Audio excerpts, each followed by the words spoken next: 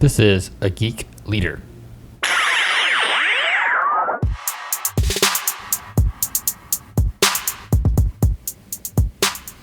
Hey guys, John Ryder back with episode 38 of A Geek Leader, and today I'm going to drop some physics knowledge on you. I'm going to talk about velocity and inertia. Not the way you learned it in high school physics, but a little bit different. So velocity is defined as the speed something is going in a given direction. And what I want to talk about is this quote that I heard that says, "It's easy to stop a train when it's not moving, but it's hard to stop when it's already started." And I feel like that's the same way with anything that we're doing. Once we get going and once we get moving and once we build up some velocity in any given direction, it's hard to stop that velocity. And the problem is how do we get that velocity going? How do we get started? And how do we get moving? So I want to talk a little bit about this concept of velocity and moving forward and getting into a rhythm and a state and a habit of things just moving and going and getting done. And some people might have heard of the flow state. And flow is kind of like if you're like me and you played basketball growing up, or if you watch a lot of basketball, it's like being in the zone, where you've seen Steph Curry or Michael Jordan get into this point where it seems like they can't miss. They're hitting everything. And they're almost like they're unconscious. They're just throwing it with the ball and it goes in. And that's that mindset that you get in when you're in the zone or in a flow state. And I've been like that when it comes to leadership. I get like that when I'm speaking or teaching sometimes, or writing, and you don't even realize how much time has gone by. And that's the kind of mindset and concept we want to get in when we're trying to be productive and get our work done and trying to do good quality work. We want to get that that train moving in the right direction to get that velocity going, so it's hard to stop us when we're going. And I want to talk just a little bit about the ideas of moving forward and how do we do that? How do we get started? Well, you can Google how to get started. I did that, and millions of results came up, and a lot of them were clickbaity, where they said stuff like 10 tips to start something new, or 7 ways to get started on a new habit, and all that's good and fine. But my take on it's a lot simpler than that. I'm just going to use physics. I like physics in high school, and I've enjoyed watching shows on the Science Channel about physics and listening to podcasts about physics. So I'm going to use a little bit of physics. And there's this rule of inertia, and inertia states that there's a tendency to do nothing or remain unchanged, or the property of matter by which it continues in its existing state of rest or uniform motion in a straight line unless the state is changed by an external force. So basically what that's saying is an object at rest wants to stay at rest, and an object in motion wants to stay at motion. And I feel like that's not just true about matter or physical activities, but it's also true about the emotional state or our productivity state and the things that we're doing. Once we start moving and start getting into a pattern or a rhythm of doing something, it's hard to break up that pattern. We've built up some velocity. We've built up some speed in any given direction. The problem is when we're stopped and we're not doing anything, inertia acts in the same way. It's hard to get started because we tend to want to stay at rest. We want to stay stopped. The state of our motion wants to stay the same. And what I found is whenever you want to change yourself for the better, you want to become a better leader, you want to become a better manager, a better boss, or a better developer, a better systems engineer, whatever it is that you want to do and you want to do it better, that requires an increase in velocity. That requires you to change. It requires us to overcome inertia that's making us stay put. So what I think about when I think about physics says that things that are big, things that are large, are hard to move, right? Because of gravity. We're all aware of gravity. We've learned about it many times in the past in science classes. But imagine that. Let's go back to that locomotive. It's hard to move a locomotive. It's hard to get it going. But when the locomotive does get going, how does it go? Does it go from 0 to 60 really fast? No. It starts out really slow, and it moves forward slowly and slowly. But it also stops really slowly too. And I feel like that's a lot about how we do things as well. And if you want to get started on something new, you just start slow.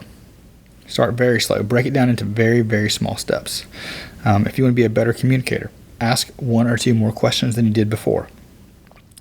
Make a point to listen without responding 1 or 2 conversations a day. Just get better. Do a little bit at a time.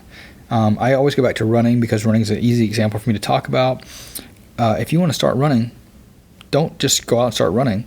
Go get some running shoes. Let that be step one. Check that off your list. You went to Amazon, you bought some running shoes. All right, you're making some progress. That train has slowly started to turn. Step two, put on the running shoes and walk around a little bit. Get comfortable in them. Maybe that's it for the first day. Maybe you end there and you bought some shoes and you put on the shoes. Okay, day two. Now let's run down to the end of the driveway. Everybody can run down to the end of the driveway. All right, run down to the end of the driveway, run back. That's day three. Check that off the list. Every time you check something off the list, you get that little rush of dopamine, that little feeling of goodness, that you've accomplished something, that you've achieved something, that you've done more than you did before. And every day, just push it a little bit further.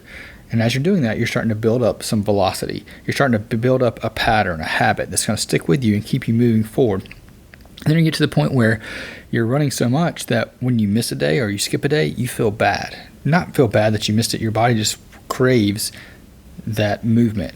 That's the inertia kicking in. It wants to continue moving in that same direction. And when you stop, you feel bad about it. And it's almost like a punishment for stopping. So you want to go back and start doing it again. And the same is true with leadership.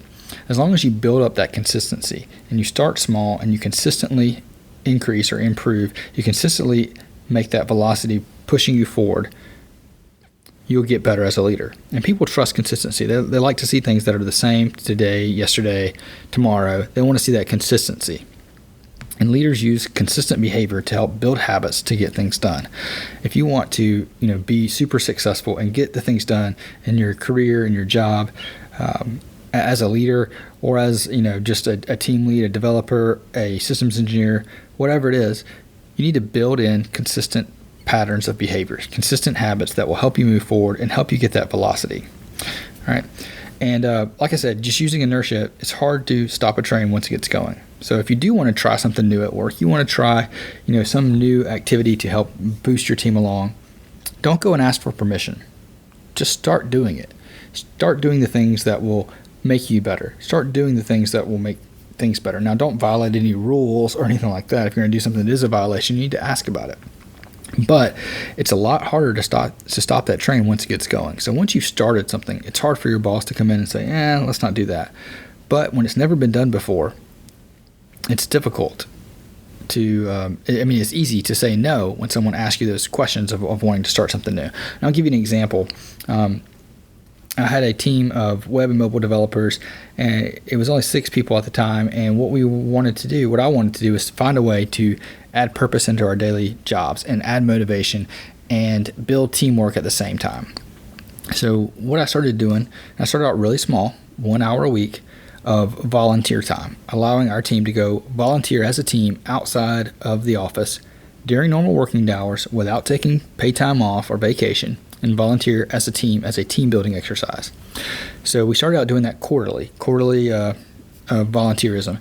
And the first event that we did was we went to a local soup kitchen that was almost right across the street. It was like right out the door to the left at this church. And we made chili and grilled cheese sandwiches, and we passed them out to the people during lunch at this homeless shelter.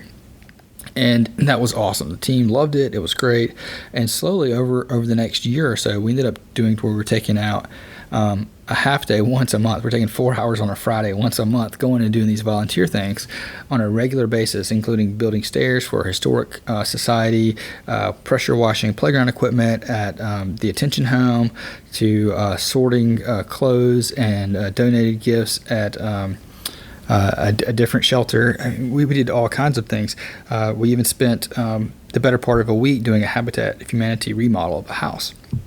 So all those things, if I would have went to my boss initially and said, hey, I want to take time out of work so we can all go volunteer together, he might have said, we got a lot of projects going on. It might not be a good idea to do that right now. Let's just try to finish this up. But what I did is I just started doing those little things, the small steps, and moving forward. And then what I was able to show is that even though we missed an hour of work this week, we still look at our story points. We completed more work during the sprint than we did before. And I contribute that to being energized, to having purpose, to building the teamwork and moving forward. And then even the weeks that where we spent like the second half of a Friday from basically lunchtime till the end of the day, all volunteering together, the entire team out. If you looked at our productivity for that week, it was still better than the week before. Because something in our mind clicks and says, yeah, we only have 36 hours this week, but we're going to get more done in that 36 hours than we would in 40 because we want to serve, we want to volunteer, we want to do something that matters and have purpose and benefit our community and those around us. And when we did that, it was showing. And at that point, we got the train moving. The locomotive was going, we had velocity going, and it would be very difficult for anyone to come in and say, hey, you guys need to stop doing this volunteer stuff. I mean, what kind of boss is going to tell your team to stop volunteering, to stop doing something that's beneficial, especially when you have the numbers to back up that you're actually achieving more on the weeks that you volunteer than the weeks that you don't? If anything, they'll probably encourage you to volunteer more, assuming you can keep that pace of getting stuff done. But that's just an example of getting that train started slowly. And once it gets started, it's a really hard train to stop. I remember when it started out, I was going out and finding the events and scheduling them for the team. And I remember one quarter went by and I just got really busy and I didn't get it done. And I found out the team had already scheduled something without me because they knew I was busy, and they went ahead and did it because they enjoyed it so much. And then they took over that whole responsibility to where I wasn't scheduling them. They were doing all the scheduling, and they were taking care of finding the charities that they wanted to serve at, and we were all serving at it together. So once that train gets going, it's easy to keep it going. All right. And you just keep breaking those tasks into smaller chunks, and as you check off those chunks and you start getting things done, your velocity will increase. You'll start achieving more and doing more. And that's my little physics lessons for the day. I hope you've enjoyed it. Again, it's just a little bit about velocity and inertia and a way to have fun on a Friday and learn a little bit about physics and leadership at the same time. If you've enjoyed this, please head over to iTunes and leave us a 5-star review, or Stitcher or Google Podcast or whatever you're listening on. Give us a review of 4 or 5, 3, whatever, however many stars you think it's worth, and a comment so I can know what I can improve on or what you like about the show, what you don't like about the show. Believe it or not, these comments really do help spread the word, and I greatly appreciate reading it. So thanks so much and have a good week.